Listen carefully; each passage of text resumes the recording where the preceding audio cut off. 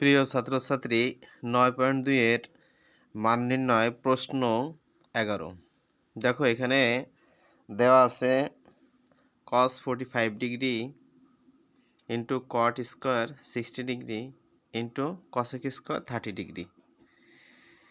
দেখো আমরা লিখছি সমাধান, তারপরে নিচে লিখছি প্রদত্ত রাশি। যদি মান নির্ণয় আছে অবশ্য প্রদত্ত রাশি দিয়ে শুরু করতে হবে। সমাধানের পরে দেখো আমরা মূল অঙ্কটা আবার আমরা নিয়ে আসব। এসএসসির হলে কিন্তু তোমরা কোনো সময়ের জন্য প্রশ্ন উঠাবা না, কারণ প্রশ্ন ওঠানোর কোনো প্রয়োজন নাই, কারণ আমি এখানে জাস্ট অঙ্ক তোমাদের বোঝাই দেওয়ার উদ্দেশ্যেই প্রশ্নগুলো উঠাইছি। দেখো এই অঙ্কটা সম্পূর্ণ গুণ সম্পর্ক, কিন্তু কথা হলো আমরা কিভাবে এর মানটা বের করব। দেখো আগের গত ভিডিওতে 3টা ভিডিওতে কিন্তু আমি মান বের করা তোমাদের দেখাই দিছিলাম না, জাস্ট সরাসরি বসাই দিছিলাম মান। দেখো cos 45 ডিগ্রির মান কত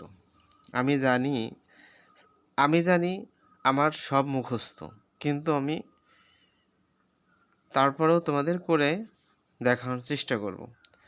দেখো sin 45 ডিগ্রির মান কিন্তু তোমার কত আসে এটা তুমি জানো। যেমন এখানে আমরা যদি 2 ধরি, নিচে আমাদের কত আসে রুটের উপরে। দেখো রুটের নিচে যদি 2 ধরি 1 2 3টা, তাহলে সাইন 45 ডিগ্রিতে √2 আসে। তাহলে আমাদের উপরে এই √2 যদি বানাও, নিচে √2টারে √2 বানাইতে হবে। 2টা √2 বানাইলে এই একটা √2 হয়ে যায়। দেখো এই √2 কেটে দাও, কেটে দিলে 1/√2 থাকে কার? সাইনের। সাইন সমান কিন্তু সাইন 45 ডিগ্রি তোমার বের করতে হবে। সাইন 45 ডিগ্রির মান যদি তুমি বের করতে পারো, তাহলে তুমি cos 45 ডিগ্রির মানও বের করতে পারো। দেখো সাইন আর কসের 45 ডিগ্রির মান কিন্তু সেম, একই। তাহলে আমরা দেখো cos 45 ডিগ্রির মান কিন্তু 1/√2, 1 কি বলো √2। এবং cot, দেখো cot 60 ডিগ্রি, cot সম্পর্কে কি আছে?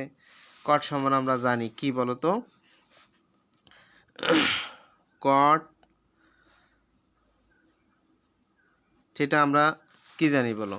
cot থিটা সমান জানি cos theta by sin theta, cos theta by sin theta, sin theta. দেখো এখানে cot 60 ডিগ্রি, cot 60 ডিগ্রি তোমার cot 60 ডিগ্রি বাইর করতে গেলে তোমাকে cos 60 ডিগ্রি এবং sin 60 ডিগ্রি মান হইতে হবে। দেখো sin 60 ডিগ্রি মান কিন্তু √3/2, এটা তোমার মাথায় থাকতে হবে। এবং cos 60 ডিগ্রি মান কত?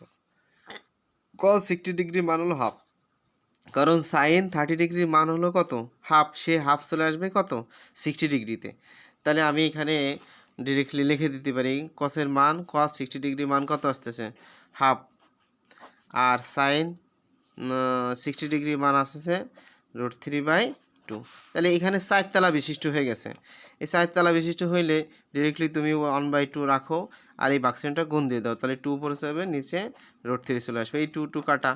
তাহলে দেখো যদি হয় তাহলে তোমার এই উপরে 1 থাকে, নিচে থাকে √3।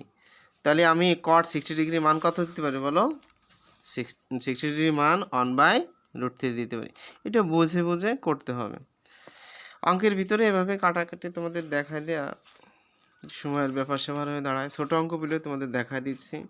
দেখো এখানে cosec 30 ডিগ্রির মান কত? cosec, দেখো cosec 30 ডিগ্রির মান সাইন আর cos যদি বের করতে পারো সবগুলো বের করা সম্ভব। দেখো cos সমান আমরা লিখতে পারি কি? cosec থিটা সমান 1/sin থিটা, 1 কি sin থিটা। তাহলে sin থিটা যদি হয় তাহলে 1 উপরে রাখলা, তাহলে sin থিটার মান কত? sin 30 ডিগ্রির মান কত? হাফ। sin 30 ডিগ্রির মান কত? হাফ। এই sin 30 ডিগ্রির মান যদি হাফ হয়, তাহলে এটা 3 তলা বিশিষ্ট আছে, তাহলে 1 রাখলাম, 2 উপরে চলে যাবে, এই বাক্সটা গুণ হয়ে গেল, 2 উপরে গেল আর 1 নিচে চলে আসলো। তাই এই 2 এই 1 আর কাটাতে থাকলে কত? 2। এই 2 সমান কত বলো? cos 30 ডিগ্রি মান আসবে বলো 2।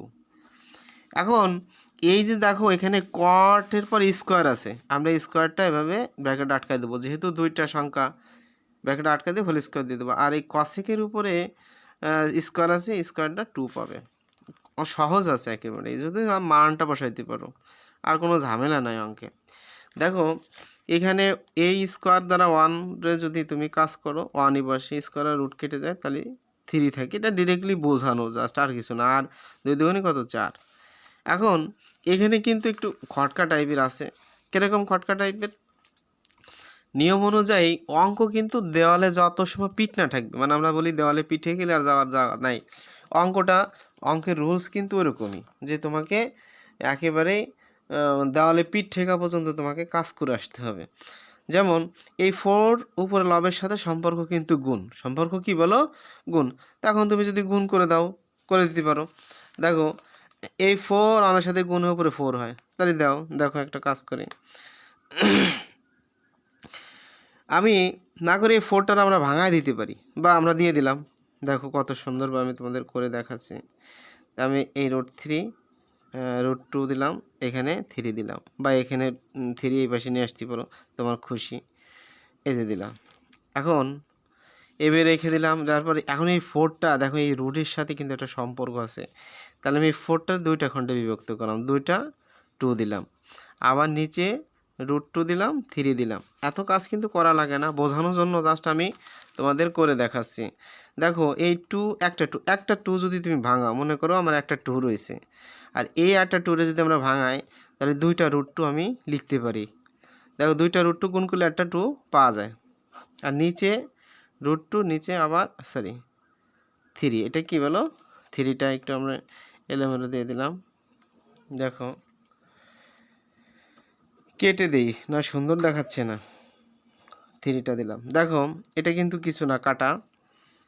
দেখো এই যে √2, এখান থেকে একটা √2 তুমি দাও, দেওয়ার পরে তোমার কি থাকেছে উপরে? দেখো উপরে তোমাদের থাকতেছে এই 2, আর উপরে থাকে √2, আর নিচে থাকে শুধু 3। এইটা হলো অ্যান্সার বা মান নির্ণয়, এইটা হলো অ্যান্সার বা মান নির্ণয়। তাই নির্ণয় মান তুমি নিতে পারো, নির্ণয় মান 2√2 নিচে 3, এটা হলো অ্যান্সার। দেখো এই অঙ্কটা যদি তোমার সূত্র মুখস্থ থাকে, সূত্র মুখস্থ না, আমার সূত্র বের করে নিতে হবে, এই হলো এই ক্যাটাগরিতে। দেখো এই পর্যায়ে তুমি এভাবে অঙ্কগুলো করতে পারো, যদি তোমার সূত্রগুলো মনে থাকে বা বের করতে পারো, সক্ষম হয়, তাহলে সহজ হয়ে যাবে। তাহলে বেস্ট অফ লাক, ভালো থাকো।